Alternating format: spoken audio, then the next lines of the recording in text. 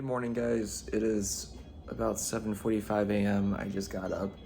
I decided to do a little bit of a day in the life vlog because we are like 5 days out from an exam, and usually people become like the most med student of med students, like because med students get really busy the few days before an exam. We're about to take our MSK exam, musculoskeletal, and I'm a little stressed because I'm a little behind on my asynchronous lectures. I'm a little behind on lectures. I need to go and watch the recordings. I need to do my Anki cards, and I'm a little stressed out. All good though. Kind of sucks because I can't find my glasses anywhere and I can't see anything. So I've been doing this thing where I wake up before 8 a.m. and I try to do a little bit of morning yoga. I try to do a quick workout and then start my day. And I think the first step is, yes, find my glasses. All right, so I'm gonna have you guys follow along with me today, but hopefully it gives you a sense of what med school is like, especially before an exam. It is currently Thursday. I'm pretty sure it's Thursday, and our exam's on Monday. So, we have the couple of days over the weekend to cram, or I guess I shouldn't use the word cram, but you have a couple of extra days to study before the exam, but that does mean your weekend is kind of gone. But yes, again, step 1 today is find my glasses. Step 2 is do my workout. Step 3 is I'm going to try to get to the library by 9 o'clock so that I can do all my work. Today I also have clinic at 2:30. And I have to drive out a little bit to do it. Clinic for only a couple hours today. And then after that, I come home and just keep on studying. I think those are my plans. And between there, get some meals. So yeah, follow along. I can't see anything. Nope, not in here. Nope. Nowhere on my dining table. Nope, not here either. So I found them in the place I least expect them, which was my glasses case, actually. I never put it here. All right, let's start my day. Draw circles. Like this. Relaxed. Inhale in. Let's send the hips up high and back. So that. Okay, workout ran a little long. It's already 9 o'clock, so I'm going to be a little late to the library, but that's okay. I'm just going to make some breakfast so I can study on a full stomach. So after I finish eating my English muffin with my eggs and shredded carrots, yes, those are shredded carrots, not cheese, I walk over to the library where I sit down with my Anki cards and my little button presser so I can get through my flashcards a little bit faster. I like to sit at the library because it's quiet and I can study without interruption, and I can just... Okay, so I'm back at home because there was a fire alarm at the school. So I'm in the library, I'm studying, and then the fire alarm goes off. So now I'm at home. It is just about noon. It was good timing actually because I need to get ready for clinic. I have clinic at 2:30, but my site is about 45 minutes away. I'm only going in for a couple hours today. I'm gonna shower first, eat a quick lunch, do a few more flashcards before I leave. Something that, if you're pre-med and you're taking into consideration like what kinds of schools you want to go to, different schools value clinical experience at different levels of a medical school curriculum.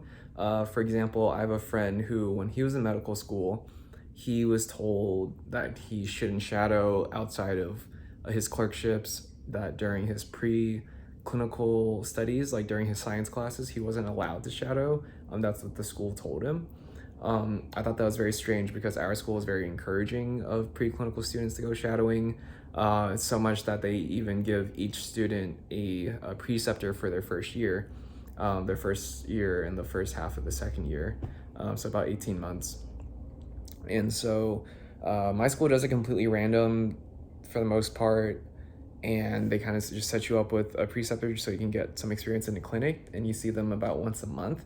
And so at first I had a general surgery preceptor, and I saw them for 3 months, but then logistic issues happened. I got switched over. So my new preceptor is an orthopedic surgeon. And so I shadowed him 3 times last semester, and I'm going to shadow him 4 more times this semester, today being the first day that I see him this semester. And on top of that, a lot of professors are very encouraging in terms of wanting us to shadow. At the end of every lecture, our professors will say, oh yeah, if you ever want to shadow, come through, send me an email and I'll let you shadow, or, you know, we'll see if we can figure something out, or they'll say something like that. So it's very interesting to see kind of like the two ends of the spectrum in terms of whether or not medical students are encouraged to shadow during their preclinical curriculum. And just a reminder, when I see preclinical, it's because usually medical education is about, you know, a little less than 2 years of just science classes and preclinical curriculum is what they call it. And then after that, you go into your clinical rotations or your clerkships. And that's the latter 2 years of your medical education. And so the first 2 years are considered your preclinical or your pre-clerkship years. And so, yeah, medical schools have different levels of shadowing during those pre-clerkship years. So yeah, just keep that in mind. If you think you'd want to shadow more earlier on, then look for schools that actually allow that or have opportunities to get you in the clinic sooner. And just keep that in mind. If you'd rather wait until clerkships, go for it. Apply to schools who, you know, will wait. At the end of the day, med schools are going to prepare you to go into the hospitals eventually. It's just, do you want it early or do you want it later? That's just something to keep in mind. So anyway, I'm going to get ready, pack up my things, and then drive out. My site's about 45 minutes away, so I have to leave a little bit early. And then after that, I'm gonna go home and study some more, so yeah.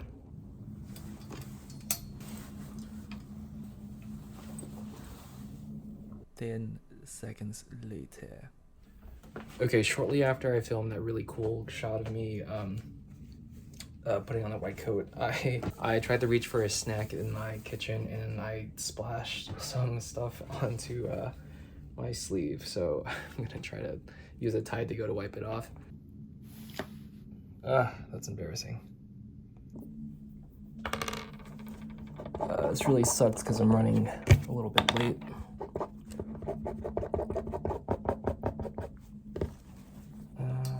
I think that looks pretty good. Oh, it smells funky. Oh, I don't like that smell. All right, hopefully this smell wears off by the time I get to the clinic site. I think I'm good on this side. All right, wish me luck. So sometimes before an exam or before I go shadowing, I will actually pull up some podcasts to kind of review while I'm on the road. If I'm driving sort of a long distance, like I'm driving like about 45 minutes today. So I'll pull up like a podcast, just like I'll pull up a random one, I'll type a topic, and you know, it'll usually be a topic that I need to brush up on, either before going into shadow or it's something for an exam. And so I'm pulling up the Ortho Bullets podcast. Today, we've been learning about the knee, the back, the spine, and my person today is also an orthopedic doctor who works with bones and joints. So I figure it might be a good recap and just like, you know, it's a way to study while I'm on the road, and also maybe, you know, brush up on some anatomy and some physiology before I get there. Tough thing about musculoskeletal stuff, like learning about the knee, is it's very visual, it's very three-dimensional. So doing it over a podcast, I don't know if it is as helpful as other podcasts, but you know, I'll try and give it a listen. So I'm almost to the site, and I just want to share that a bird just crapped on my windshield. Yep. I finished the first podcast, so I decided to turn on a different one. The podcast was helpful, the drive was fine other than the bird crapping in my car. I switched podcasts to Surgery 101. I think I listened to another one of their podcasts in the past. I listened to their cholecystectomy episode right before I saw a cholecystectomy or a gallbladder removal, and it's just great because you transition your passive learning into your active learning. Anyway, it's time for me to go inside. I think my white coat doesn't smell like Tide to go anymore, so you know, I think we're good to go.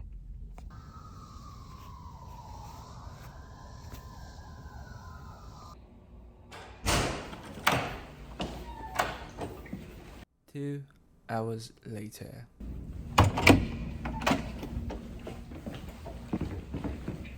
So shadowing went pretty well. I don't know how much you would consider it shadowing. You know, since we're medical students, we can be a little bit more involved than a shadowing student would be. For say if you're like a pre-med and you're shadowing. So since I started shadowing here, I've been able to go and take a history from the patient, which is when you go talk to the patient and ask them what's going on and try to bring that information and present it to the doctor. They call it a one-liner presentation, where you kind of come up to the doctor and say, oh, our patient is a something year old person with this kind of pain. This started happening after so-and-so happened, has been trying this medication with a pertinent medical history of so-and-so. I can definitely say that I've gotten more confident as a speaker going from last year going to this year, taking my histories and presenting it. However, I think I'm still struggling with finding out what's the pertinent information, because when you go to the doctor, you know, if you're a patient, when I'm a patient, I want to tell them my entire story. I want to tell them my entire life story, and it's tough because you have to try to decide which information is important to present to the doctor, because you want to try to condense it into something that is easily communicated and try to get the idea across. And today, I'm not sure how well I did it. There's some times where, like, when I was presenting my one-liner, I was leaving out things that later I found was important, or I was including things that later I found out wasn't important. And I know I'm really early still in my medical training. I'm only going into my second year of medical school, and I know it takes years to figure this ability out. But it's been kind of like one of my issues, I think, in medical school. Overall, I think I did okay. Definitely room for improvement. Another thing I'll say is, you know, when you're in medical school, it really is just, I feel you're being thrown a million things at you at once, and they're hoping that it sticks with you. And, you know, I guess there are ways you could do it, but it just feels almost kind of random, because you're learning something. For example, like last year we were learning immunology, and then we learned heart and lung and renal, and then we learned the GI tract and the liver and the other accessory organs with digestion. Now I'm learning musculoskeletal, and it's weird because my preceptor, who is orthopedics, where musculoskeletal is kind of like his thing, I didn't learn any musculoskeletal when I started with him last year. So when he was showing me things, when he was showing me x-rays, I'm like honestly really confused. Now today I've been able to look at an x-ray and know, you know, sort of what's going on, know what kind of spinal nerves might be injured. It's awesome. Someone earlier today said that they had pain in the pinky, and in my head I'm just like, oh, that's going to be a cervical radiculopathy with a disc herniation. He pulls up the x-ray, it's a cervical radiculopathy due to a herniation, and like a year ago I wouldn't have known that, or wouldn't have been able to guess that. Also doing maneuvers today, we saw a person with a suspected ACL injury, and just yesterday I learned the maneuver that you do for that, which is an anterior drawer test, which is you kind of pull the bottom of the leg toward the doctor. There's a whole thing about it. You shouldn't do it at home. But it was interesting because, you know, I learned that yesterday, and then I see it today done by the preceptor I have. And another thing, like last year we had a case study really early on. I think it was like one of our first cases. And we were doing like a little role play with our standardized patients last year, where a patient comes in, the doctor says they have plantar fasciitis, and me as a medical student, I have to go in and explain to them what is plantar fasciitis and how the treatment plan is and what physical therapy moves to do in like a 4-minute thing. Like, here's plantar fasciitis, teach the patient. All the meanwhile, I have no idea what plantar fasciitis. I didn't learn what it was even after Googling it last year. I didn't learn what it was until today, where we actually had a patient come in. And when I was taking the history, I'm like, I have no idea what's going on with you.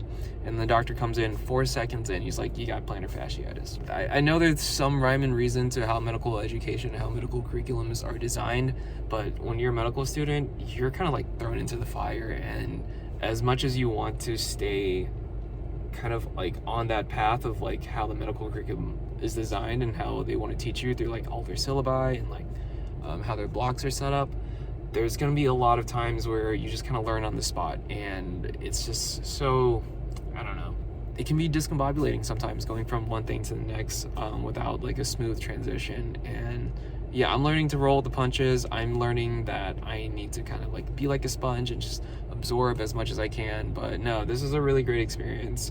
I'm 2 weeks back into med school. I love the fact that I'm here. I love that the things I'm learning translate directly to what I see in the clinic. I wish I don't have to have an exam on Monday, but you know, you take the good with the bad.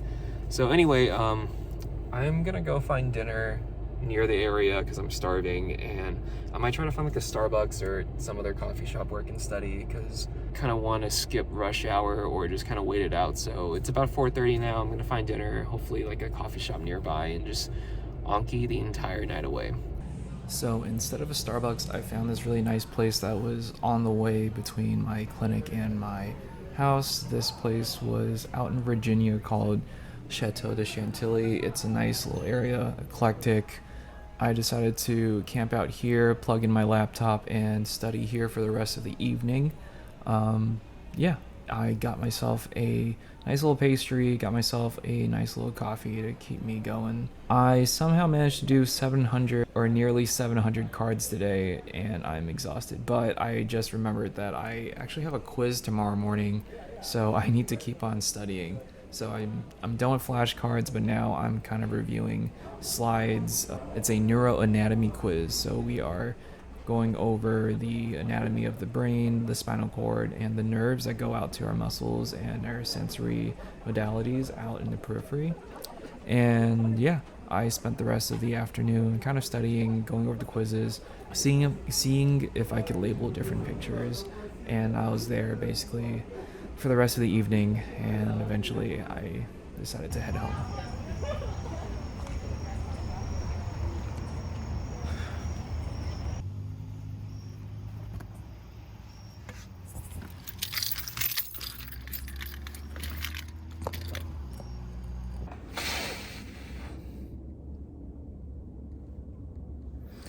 Okay, I just got home. Well, I'm tired. It is 10 p.m. If you recall, I woke up around 7:45-ish, started my day, and got to the library around 9:30. Basically, I've been like working and, you know, studying since 9:30 a.m.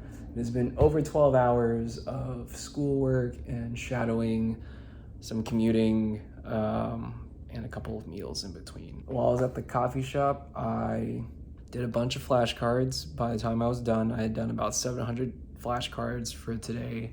I haven't done any like review of lectures today, and there's a couple more lectures that I need to catch up on by this weekend. I have Friday, Saturday, and Sunday to study for my exam on Monday, and that's going to be over 2 weeks of content. And so, I forgot to mention I have a quiz tomorrow. It's 5% of my grade for the musculoskeletal section. We're going over neuroanatomy, so mostly going over anatomy of the spine, of the spinal cord, going over the sensory and motor tracts and how they connect from your peripheral muscles and sensory, locations like your skin, how they connect to your spinal cord, and then how they connect all the way up to your thalamus and the rest of your brain. And I took a little formative quiz, which is what they call a pre-test. I took the little pre-test and I did not do well, which means I need to keep studying because the quiz is at 8 a.m. So I think I'm gonna study a little bit more tonight. Again, it's 10 o'clock.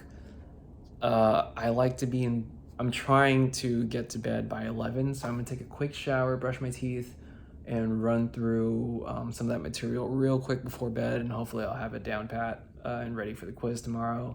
I know it's only 5% of my grade, but this is stuff that's going to be on the exam on Monday too, so I just really want to make sure I got the anatomy down so that I can study other things over the weekend.